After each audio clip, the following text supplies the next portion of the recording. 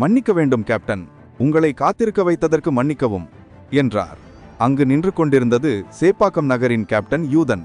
Captain என்ற வார்த்தையை கேட்டதும் லியோவும் அவன் அருகே இருந்த யாங்கும் திரும்பி பார்த்தனர். அங்கு வெள்ளிக்கோடு கொண்ட ஒரு நபர் நின்று கொண்டிருந்தார். அவருக்கு தலைமுடி வெள்ளை மற்றும் வெள்ளி நிறத்தில் இருந்தது.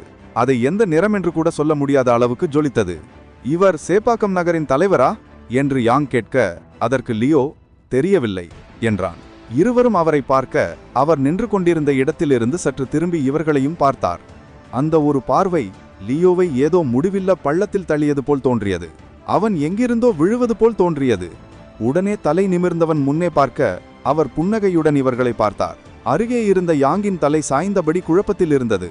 அதை கண்டவன் அதிர்ந்து போனான். என்ன ஒரு பலமான மனச்சக்தி! அவருடைய ஒரு பார்வையே என்னுடைய முழு எண்ணத்தையும் குழப்பிவிட்டது என்று எண்ணியவன் அவரை பார்த்து கொண்டே, ஒருவேளை இவருடன் யாராவது சண்டையிட்டால் எளிதாக மனதை குழப்பி விடுவார். எதிராளி சுதாரித்து மனதை ஒருநிலைப்படுத்தும் வரைக்கும் அவருடைய கத்தி எதிராளியின் இதயத்தில் இருக்கும். இந்த அளவுக்கு ஒரு சக்தி, அதுவும் மூளையை குழப்பும் சக்தியா என்று அதிர்ச்சியாக அவரை பார்த்து கொண்டிருக்க, அந்த மனிதனும் லியோவை பார்த்து, நீ ரொம்பவும் கெட்டிக்காரன்தான், பயிற்சியை இன்னும் தொடர்ந்து செய் என்று கூறினார். அவர் பேசியதிலிருந்து அதன் அர்த்தம் அவனுக்கு புரிந்தது.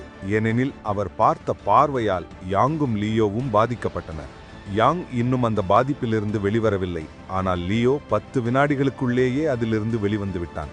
அதனால்தான் அவருடைய சொல்லில், என்னுடைய எதிர்ப்பு சக்தியை எதிர்க்கும் திறன் உன்னிடம் இருக்கிறது, அதனால் அதை தொடர்ந்து பயிற்சி செய் என்று அறிவுறுத்திவிட்டு சென்றார்.